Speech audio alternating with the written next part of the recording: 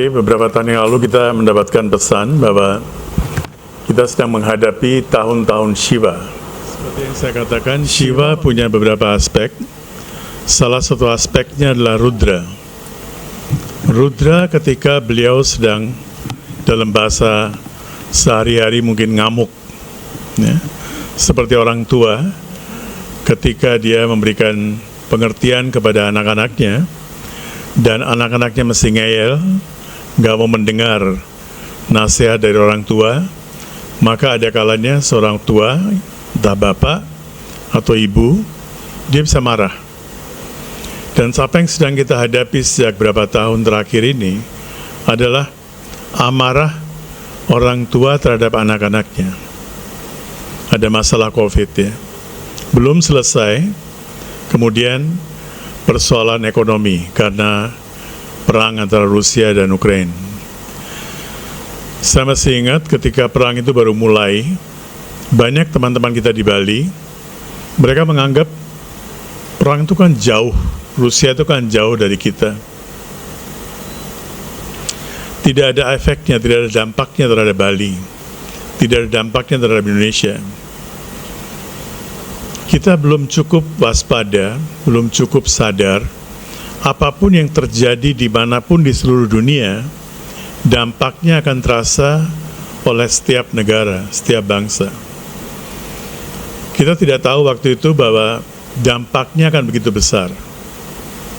Energi, sekarang kita melihat Eropa sedang dilanda musim panas yang paling panas selama beberapa puluh tahun terakhir.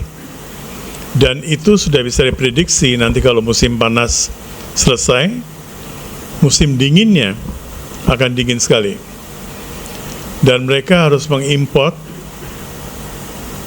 gas minyak dari Rusia. Sementara Rusia menyetop untuk mengekspor begitu banyak bahan atau diberi pembatasan. Jadi kita bisa melihat bahwa Eropa akan makin kacau, dan dampaknya akan ada di mana-mana. Jadi kita nggak usah terlalu yakin, mungkin di Singaraja kalian justru tidak akan kena dampaknya yang begitu parah, karena kita tidak begitu terpengaruh oleh pariwisata. Tapi hampir seluruh Bali, di mana ada pariwisata, dampaknya akan berat sekali. Kita sekarang masih melihat begitu banyak orang datang. Kalau ekonomi di Eropa atau di Barat hancur, orang-orang yang datang ke sini pun akan berkurang lagi. Semoga tidak terjadi. Semuanya ini menunjukkan bahwa Rudra belum kembali pada wujud beliau sebagai Shiva. Shiva yang maha pengasih. Shiva berarti auspiciousness, kemuliaan. Sesuatu yang memuliakan itu adalah Shiva. Jadi beliau belum kembali pada wujud sebagai Shiva, masih dalam wujud beliau sebagai Rudra. Ini yang kita harus berhati-hati sekali. Banyak orang kena PHK, banyak pemerintahan di Barat yang harus ganti kepala negaranya karena nggak bisa menangani problem-problem yang sedang mereka hadapi. Dan pertama kali dalam sejarah, Barat pun sekarang sudah mengakui kita punya begitu banyak persoalan sekarang dengan mental health, kesehatan mental. Sejak awal kita sudah bicarakan sejak puluhan tahun bahwa semua penyakit apapun, awalnya dari pikiran kita. Bahkan virus pun, virus akan menyerang kita dan kita bisa jatuh sakit kalau daya tahan tubuh kita tidak baik. Dan daya tahan tubuh itu dipengaruhi oleh pikiran, oleh mind, yang kita terjemahkan sebagai gugusan pikiran dan perasaan. Di pikiran dan perasaan itu yang mempengaruhi badan, mempengaruhi kesehatan fisik kita. Meditasi, yoga, latihan-latihan yang kita lakukan, semuanya sebetulnya untuk kesehatan mental emosional.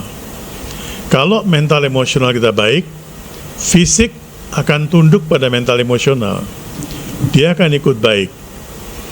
Kebanyakan di antara kita, kalau kita sakit, kita pergi ke dokter, kita dapat obat, bagus, tapi obat itu kaitannya dengan badan kita. Padahal akarnya adalah pikiran kita. Jadi obat harus berjalan juga, silakan. Tetapi pikiran harus diperbaiki, kalau enggak kita tidak bisa mencabut penyakit itu dari akarnya. Kita cuma sembuh sebentar, sakit lagi, sembuh sebentar, sakit lagi. Itu yang sering terjadi. Untuk mengangkat dari akarnya, tidak ada jalan lain. WHO pun sekarang mengaku, ketika kita menghadapi COVID, WHO pertama kali memberikan statement bahwa untuk kesehatan mental emosional ini harus dijaga, dan meditasi, yoga, dan sebagainya sangat membantu. Jadi kita sudah punya alatnya di sini. Kita sudah punya alatnya, sekarang tinggal kita rajin-rajin menggunakannya. Saya sering mengatakan, meditasi atau yoga itu seperti beli asuransi. Terakhir juga saya masih ingat, kita bicara tentang hal itu. Kadang-kadang kita punya mobil, awalnya kita beli asuransi, apalagi kalau cicilan, diharuskan kan, harus ada asuransi kan. Begitu cicilan selesai, 4 tahun, 5 tahun, beberapa tahun, kita pikir sekarang aman, mobil gak pernah tabrakan, gak pernah apa-apa. Untuk apa bayar 1 juta, 2 juta, 3 juta per tahun untuk asuransi? Berhenti bayar asuransi, mobil kena tabrakan. Jadi asuransi itu menjamin kapanpun kena tabrakan, ada asuransi. Meditasi dan yoga juga jangan tunggu sampai jatuh sakit. Lakukan sejak awal, sejak dini, anak-anak kecil bahkan. Bukan cuma mahasiswa dan siswa, tapi dari usia kecil. Lakukan sejak awal, sehingga ketika mendapatkan tantangan berat, kita bisa menghadapinya. Tingkat kematian bunuh diri, karena bunuh diri sekarang di Eropa lagi tinggi-tingginya. Dan yang bunuh diri itu adalah anak-anak muda, dari usia 15 tahun sampai 35 tahun. Paling banyak, ini usia produktif nih. Usia produktif, WHO menurunkan berita, sebelum COVID, belum COVID nih, 2019, tingkat kematian karena bunuh diri itu 700.000 orang di Eropa. Sekarang COVID ini mereka tidak berani mengungkapkan berapa banyak yang mati karena bunuh diri. Dan WHO mengatakan ini just the tip of the iceberg, cuma puncak dari gunung esnya itu. Sekarang barangkali selama COVID ini yang meninggal karena bunuh diri itu mungkin jutaan. Dan banyak juga yang tidak dilaporkan, mati. Nah, kita jangan sampai menghadapi kondisi seperti itu. Kita sudah punya alat, sekali lagi, karena tantangan ini barangkali akan berlanjut. Kita tidak pernah memikirkan akan terjadi perang, COVID, apalagi nanti, kita nggak tahu. Semoga tidak terjadi, dan ekonomi dunia pulih kembali. Tetapi kita harus siap-siap. Kita harus selalu siap. Banyak negara yang kekurangan pangan sekarang, karena tergantung pada import. Teman-teman di sini sekali lagi saya ingatkan, punya tabungan, punya emas, punya perak, punya mobil, punya bangunan, kalau lapar nggak bisa dimakan semuanya. Tetap butuh beras, tetap butuh sayuran. Mulai tanam. Punya lahan 100 meter, 1 are saja, bisa tanam jagung, Bisa tanam apapun juga, tanam sayur mayur, silakan. Kalau bisa, ketergantungan kita pada pangan yang kita harus beli di luar itu harus berkurang. Harus berkurang. Pupuk saja, kemarin-kemarin saya didatangi oleh seorang negara.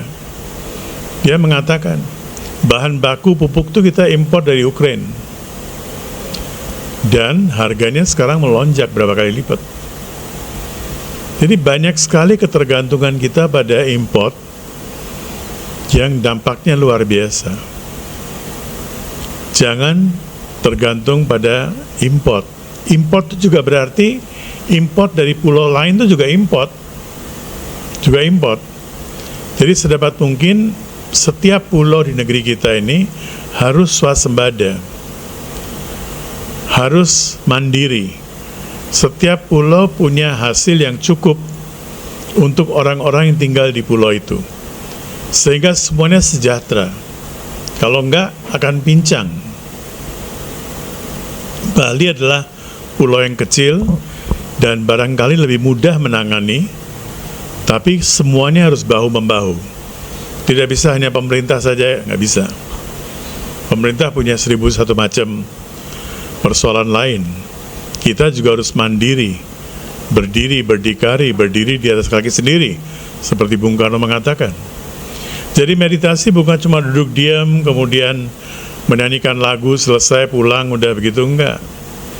Kita harus melihat lebih jauh, bagaimana kita bisa melayani sesama. Moto kita apa? Mengabdi pada Tuhan dengan melayani sesama, melayani kemanusiaan, melayani masyarakat, serve the Almighty by serving humanity and society. Ini adalah inti dari meditasi, bukan cuma tepuk tangan, nyanyi, merasa high sedikit, enak sedikit. Tidak. Bagaimana kita bisa melayani?